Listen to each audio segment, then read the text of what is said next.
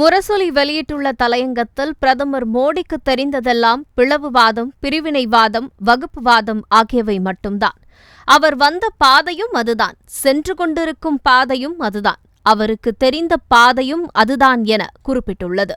தமிழ்நாட்டில் பீகார் மக்களை தொடர்ந்து துன்பத்திற்கு உள்ளாக்கி வருகிறார்கள், அத்தகைய தலைவர்களை அழைத்து வந்து பீகாரில் வாக்கு கேட்கிறார்கள் என்று பீகாரில் பேசியவர்தான் பிரதமர் மோடி. இப்போது உத்தரப்பிரதேசத்திற்கு போய் திமுக மீதான வெறுப்பை உமிழ்ந்துள்ளார். உத்தரப்பிரதேச மாநிலத்திற்கு சென்றவர் அங்கே கங்கை விரைவு சாலையை திறந்து வைத்துள்ளார். திறந்து வைத்தவர் கங்கையை பற்றி பேசட்டும் அல்லது தன்னை பற்றி பேசட்டும், அங்கு போய் திமுகவை பற்றிதான் பேசியிருக்கிறார். அந்த அளவுக்கு அவர் திமுக பயத்தில் இருக்கிறார் என்பது தெரிகிறது. உத்தரப்பிரதேசத்தின் முன்னாள் முதலமைச்சர் மரியாதைக்குரிய முலாயம் சிங்கின் மகன் சமாஜ்வாதி ஜனதா கட்சியின் தலைவர் அகிலேஷும் தமிழ்நாடு முதலமைச்சர் மு.க.ஸ்டாலினும் மிக நெருக்கமாக இருக்கிறார்கள் என்பதை பிரதமர் மோடியால் தாங்கிக் கொள்ள முடியவில்லை.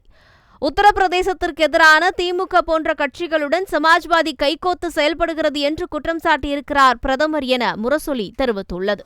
சமாஜ்வாதி கட்சியானது வளர்ச்சிக்கு எதிரானது மட்டுமல்ல, பெண்களுக்கும் விரோதமான கட்சி.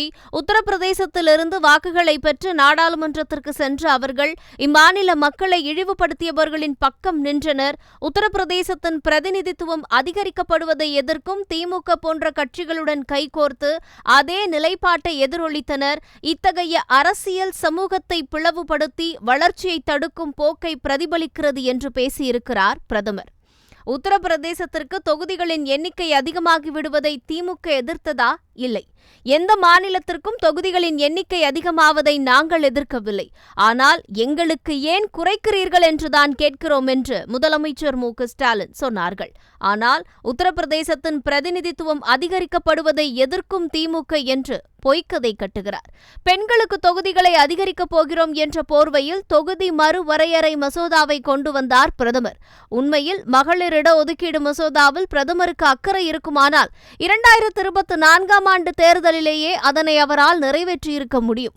மக்கள் தொகை கணக்கெடுப்பு முடிந்த பிறகு, தொகுதி மறுவரையறை முடிந்த பிறகு என்று அதனை 2029 ஆண்டுக்கு பிறகு செய்யப்போவதாக தள்ளி போட்டவர் பிரதமர் மோடிதான். மகளிருக்கு இட ஒதுக்கீடு தருவதில் பிரதமர் மோடிக்கு உண்மையில் அக்கறை இல்லை. இருந்திருந்தால் இப்போதிருக்கும் தொகுதிகளில் 33 விழுக்காடு இட ஒதுக்கீடு வழங்குவதை எந்த கட்சியும் எதிர்க்கவில்லையே.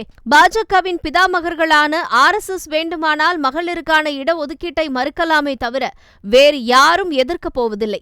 எனவேதான் நாடாளுமன்றத்தை நாடக மேடையாக ஆக்கி ஏமாற்றி வருகிறார் பிரதமர். மக்கள் மன்றத்தையும் நாடக மேடையாக ஆக்கி வருகிறார் என முரசொலி குறிப்பிட்டுள்ளது.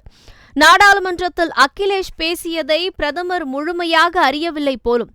ஏனென்றால் விவாதம் நடக்கும்போது பிரதமர் அவைக்கு வரவே இல்லை. பெண்கள் இட ஒதுக்கீட்டு மசோதாவை அவசரமாக ஏன் அறிமுகம் செய்கிறீர்கள்? இப்போது மக்கள் தொகை கணக்கெடுப்பு தொடங்கப்பட்டு விட்டது. நாங்கள் ஜாதி அடிப்படையிலான மக்கள் தொகை கணக்கெடுப்பையும் சேர்த்து கேட்டோம். ஆனால் மிக தந்திரமாக அதை தவிர்த்து விட்டீர்கள். மக்கள் தொகை கணக்கெடுப்பு முடிந்தால் ஜாதி ரீதியான கணக்கெடுப்பு, அதன் அடிப்படையிலான இட ஒதுக்கீடு என்பது போன்ற கோரிக்கைகள் எழும். இவை அனைத்தும் பாஜகவுக்கு எதிரான கொள்கைகள். அதற்காகவே மக்கள் தொகை கணக்கெடுப்பை தாமதப்படுத்தி அதன் முடிவு வருவதற்குள் பெண்கள் இடஒதுக்கீடு மசோதா அவசரமாக தாக்கல் செய்யப்படுகிறது. நீங்கள் மக்களை ஏமாற்ற பார்க்கிறீர்கள். கொள்கை அளவில் பெண்கள் இடஒதுக்கீட்டை முழு மனதுடன் ஆதரிக்கிறோம். அதே நேரம் தொகுதி மறுவரையறை மூலம் அதை செயல்படுத்துவதை எதிர்க்கிறோம் என்று தெளிவாக பேசினார் அகிலேஷ். உத்தரப்பிரதேச மாநிலத்திற்கு எதிராக திமுகவும் பேசவில்லை, மகளிர் மசோதாவுக்கு எதிராக அகிலேஷும் பேசவில்லை. மக்கள் தொகை கணக்கெடுப்பு, சாதிவாரி கணக்கெடுப்பு முடிந்த பிறகு அனைத்தையும் செய்யுங்கள் என்றுதான் அகிலேஷும் பேசினார். இவை அனைத்தையும் மறைத்து பேசுகிறார் பிரதமர். தமிழ்நாட்டிற்கு தொகுதிகள் குறையாது, இதை தமிழில் எப்படி சொல்ல வேண்டும் என்று சொன்னால் அதையும் நான் சொல்ல தயாராக இருக்கிறேன் என்று நாடாளுமன்றத்தில் நல்ல பிள்ளையைப் போல சொன்ன பிரதமர், உத்தரப்பிரதேசத்திற்கு பிரதிநிதித்துவம் அதிகரிக்கப்படுவதை எதிர்க்கும் திமுக என்று எதற்காக உத்தரப்பிரதேசத்தில் போய் பேச வேண்டும்? உத்தரப்பிரதேசத்திற்கு கூடுதல் தொகுதிகளை நான் ஒதுக்க நினைத்தேன் என்று அங்கு போய் பேசுவது பச்சை சந்தர்ப்பவாதம் அல்லவா?